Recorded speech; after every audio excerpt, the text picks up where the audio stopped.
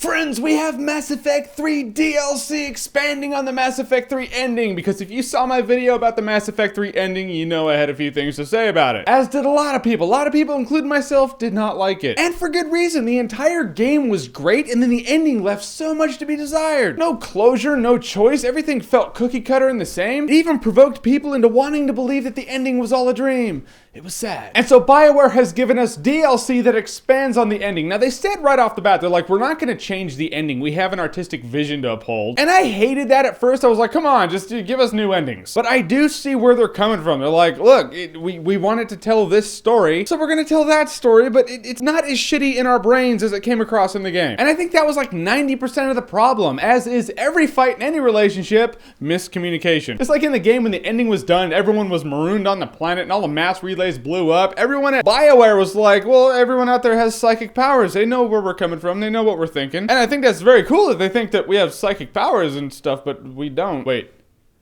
No, we don't. Well, I don't anyway. So now they've elaborated on points in the ending, they've added to the endings, and now we have the Mass Effect 3 DLC ending. Or endings, I feel like I can say plural now. And did I get everything I wanted out of it? I mean, it's a world of compromise. I'm not gonna get everything I wanted out of it, you're not gonna get everything you wanted out of it, but it's a lot better than it was. And that's just as simply as I can put it. I mean, first of all, in the old ending, Joker was just running from the fight. You're like, why is the Normandy running? I just didn't think that would happen. In this one, you see why that happens. And I still kind of feel like, I'm not quite buying that would happen. I just feel like they'd fight Shepard on it more. But in the end, all right, we have our reason now. I probably feel that way because in the end mission, I always take Garrus with me, and I just don't think Garrus would leave. Ever. But seriously, a lot of points that I brought up in my video, and I'm pretty sure these are the points that a lot of people put on blogs and their own videos, they have been touched on in this DLC, and I think that's great. I'm glad that they listen to fans. The three endings that you get, be it they're very similar still. You don't get Garrus and Shepard on a beach, or the elusive man on trial, or whatever I said I wanted. They have different voiceovers in it that tell what happens after the events of Mass Effect 3. You know, life goes on, these people are doing this, we're all rebuilding, and it shows people doing that. It shows everyone going, all right, yeah, we're leaving Earth. We're not going to rot here and die. We're helping rebuild, you know. It shows the Quarians. It shows the Krogan. It shows Rex with his kid. And you're like, oh, awesome. Resolution with the characters that I've grown to love for years. I mean, deep down, if you really think about it, that was one of the main things unanimously that people didn't like about this ending. There was no resolution in the characters. And we got so attached to these characters. That's what we wanted. And now, that's really what you get. I mean, you don't specifically get Garrus went on to be a cop. Joker became a bartender. It's not that character specific, but you do see life goes on within the galaxy. And with the three choices that you have, you know, you take control of the Reapers, you fuse synthetics and organics together, or you just wipe out all synthetics. The explanation of the aftermath is very different. And I'm like, oh, awesome. It's not just three beams of light and then we just assume that it's different. No, you get the explanation as to how it's different. Oh, we're rebuilding this way. Oh, yep, all synthetics are wiped out. Okay, that's very cool. I like that. And if you remember in my Mass Effect 3 ending video, I wanted to say one thing to that Star Child. How can I ask him the questions I need to ask him? How can I tell him to go fuck off? All right, so you don't really tell him to fuck off or anything like that. And it's not even a good outcome. I'm glad I get to do it. I mean, you do it. You're like, no, I'm doing it my way. No, I'm not doing it your way. I'm not doing those choices. Then the Reapers, you know, wipe everyone out and you lose. However, if I was a game developer, I would make it to where if you have all the war assets, everything's at 100%, you kicked ass in this game. If you choose to tell the Star Child, I would make it to where you could win with military might. So far, the DLC's been out for like a day and a half or 2 days. So I don't think people know if you can do that. Can you do that? That would be awesome. At a point in the DLC, I was like, I still hate the fact that they're crashed on that stupid planet, wherever that is, with dinosaurs and poison berries or whatever they have there. And then the Normandy takes off and you're like, oh, they're not stuck there. That's good to know. In the end, you walk away feeling like the galaxy survived. Your sacrifice was well worth it. You united the galaxy, and yes, they are working together. You fought so your crew could live, and they live. Everyone got away from Earth. Life goes on, even without the mass relays. It's all good. They even have your little plaque on a wall. It's really sad. Everyone's crying. So does it give you what you want? It really depends on who you are. Like I said, I didn't get everything I wanted, but I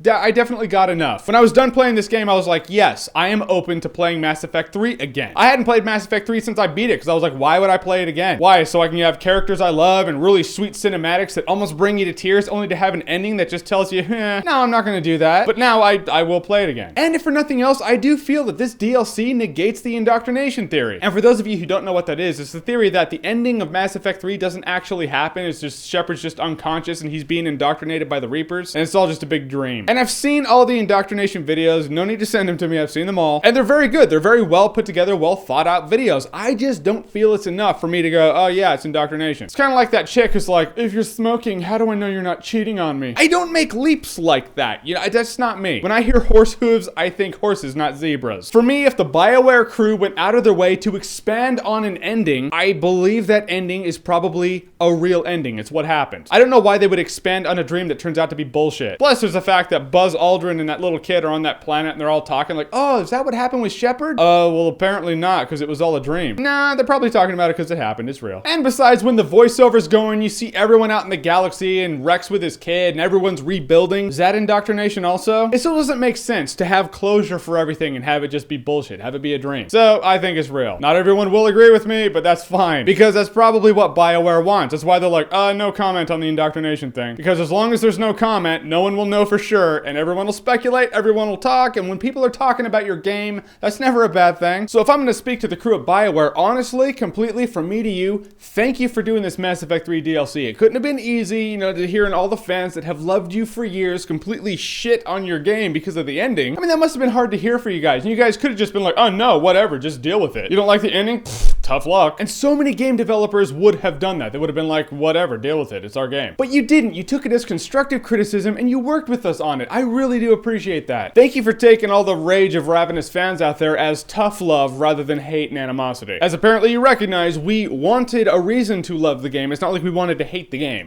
From me to you, thank you guys at BioWare. So the Mass Effect 3 extended ending DLC, did you play it? Do you like it? Does it restore your faith? Is it enough? Is it not enough? Comment below, let me know. And as always, if you like what you've seen here and you want to see more, click right here to see more.